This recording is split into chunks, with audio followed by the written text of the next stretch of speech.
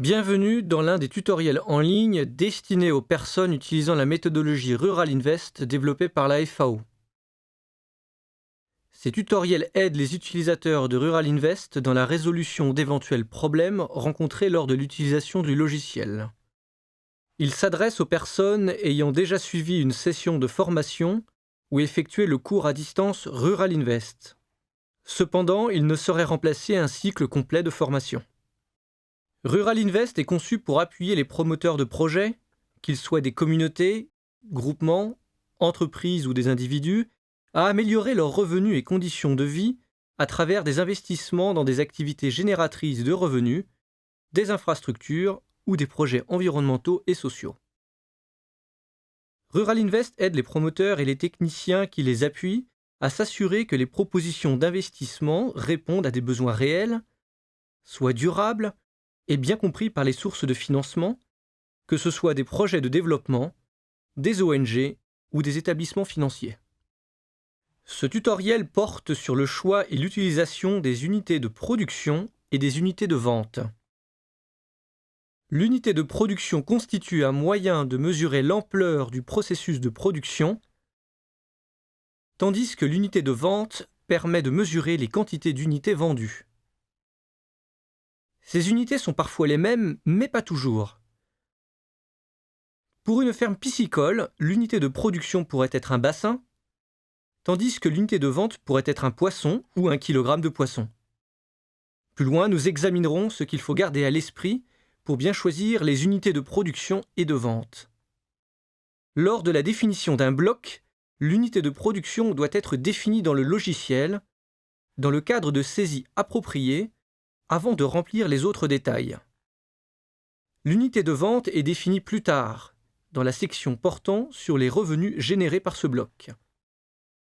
Souvenez-vous que chaque bloc est caractérisé par une unité de production qui reste la même, quelle que soit l'année projet considérée. Par contre, différents blocs ont souvent des unités de production différentes. Ceci est très important car le logiciel effectuera les calculs sur la base des unités de production que vous aurez définies pour chaque bloc. Une fois définie l'unité de production et autres caractéristiques du bloc, telles que la durée du cycle de production, le nombre de cycles par an et la période sur laquelle les activités se déroulent, la chronologie de la production, vous devrez insérer le nombre d'unités de production par cycle pour chaque année d'analyse du projet, ce qui constitue le profil de production.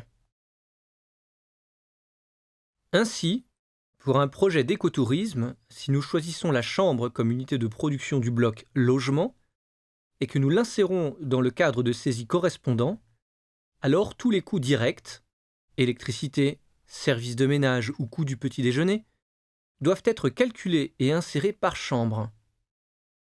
Les coûts indirects, également appelés coûts fixes ou frais généraux, sont généralement calculés par période de temps. L'entretien de l'hôtel ou le coût de la réceptionniste est généralement estimé par mois, car en principe, il ne varie pas selon le nombre de chambres occupées. Rappelez-vous, pour chaque bloc, le logiciel va multiplier les coûts et revenus par unité de production et par cycle, par le nombre de cycles par an et par le nombre d'unités de production pour chaque année. Par exemple, si votre unité de production est une vache laitière, vous ne pouvez pas insérer des coûts ou revenus pour l'ensemble du troupeau, car le logiciel va multiplier les chiffres insérés par le nombre de vaches que vous avez spécifié dans le profil de production. Reprenons l'exemple de la pisciculture mentionné plus tôt et prenons le bassin de pisciculture comme unité de production. Nous devons donc informer le logiciel du nombre de bassins qui seront en production chaque année. Imaginez que le projet commence avec un seul bassin. Pour les 2 premières années, le nombre d'unités de production sera donc égal à 1.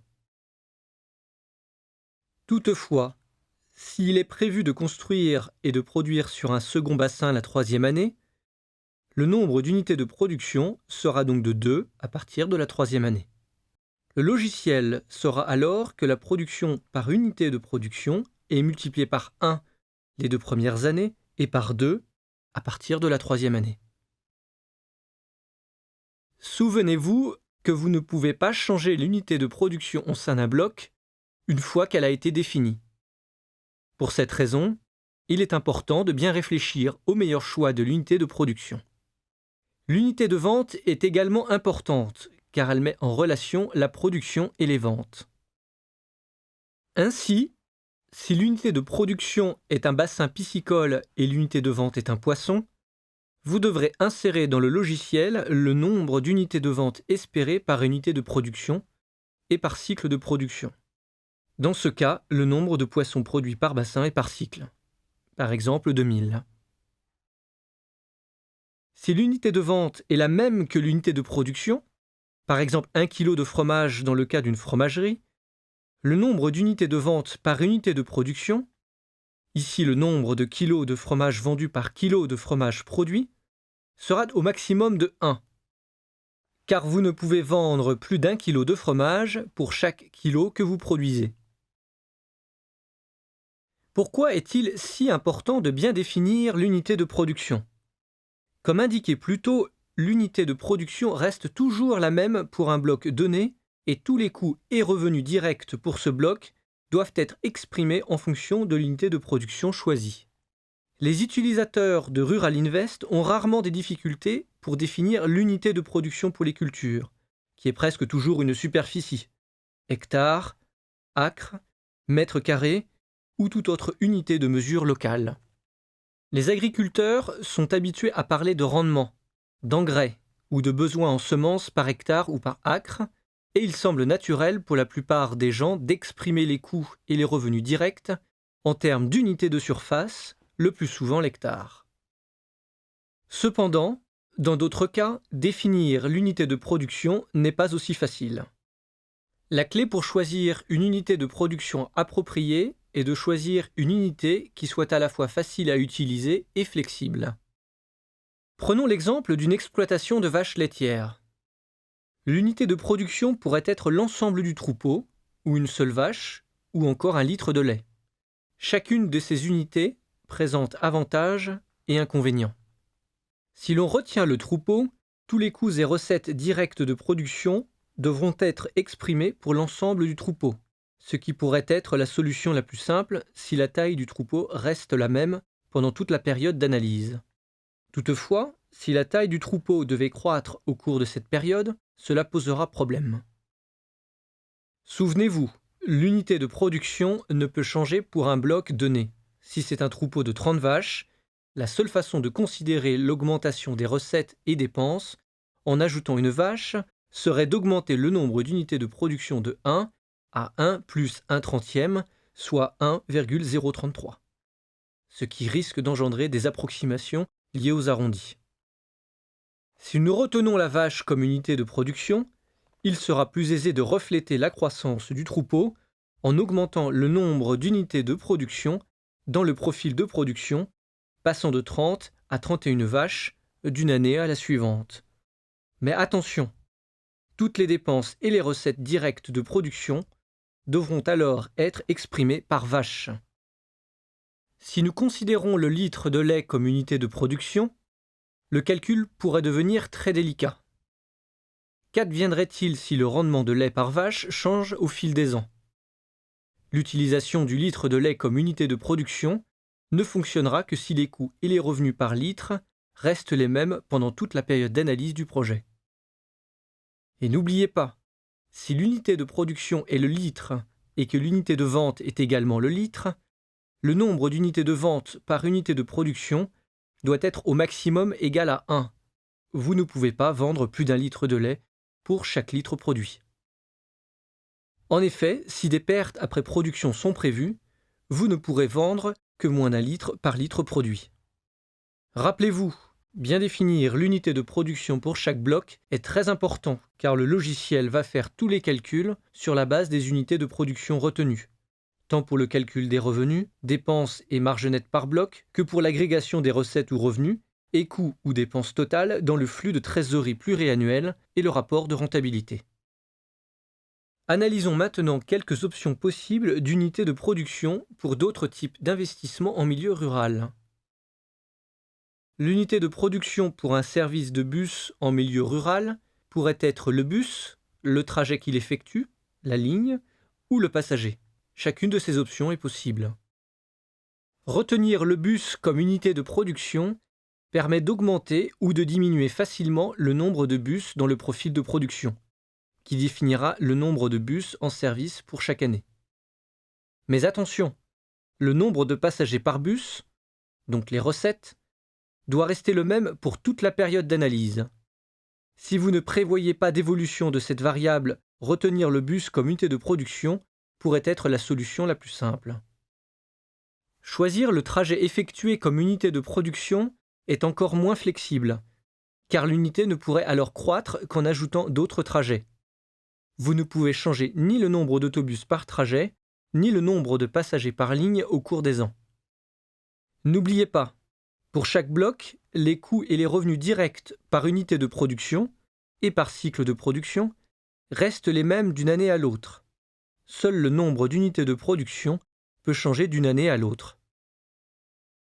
Même si cela peut exiger un peu de calcul, la meilleure option pour un service de transport où le nombre d'usagers pourrait varier au fil du temps est sans doute de retenir le passager comme unité de production.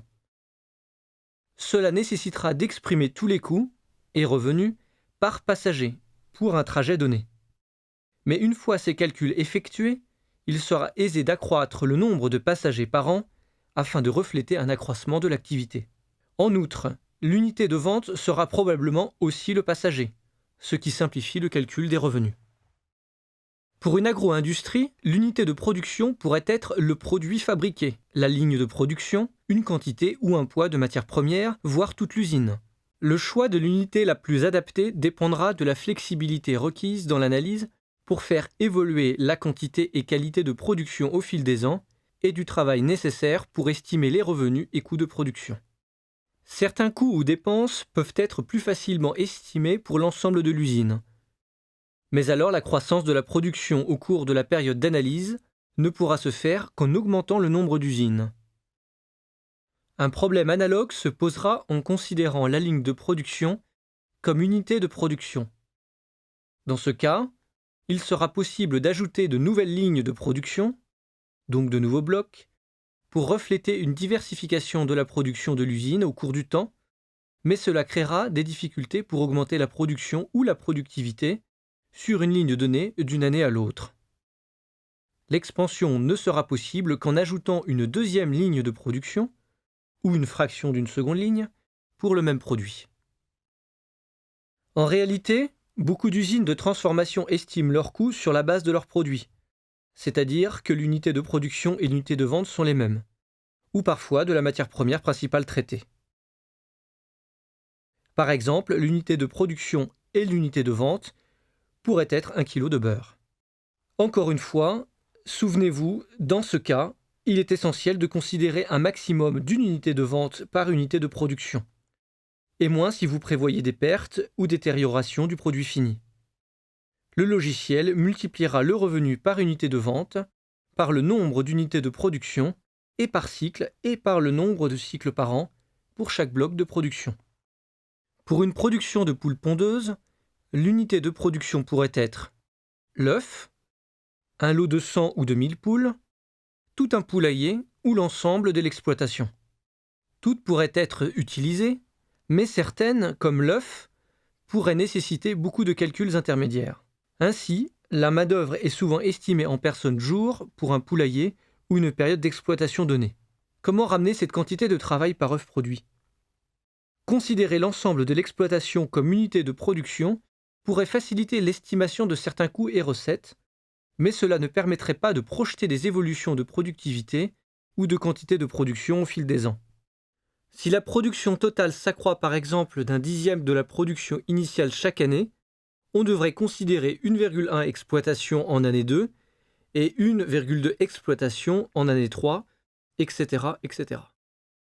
En résumé, la meilleure option est de choisir une unité de production qui offre le meilleur compromis entre le travail requis pour estimer les coûts et revenus de production avec les promoteurs du projet et la possibilité de faire varier les facteurs clés pour modéliser aisément une expansion de l'activité au fil du temps.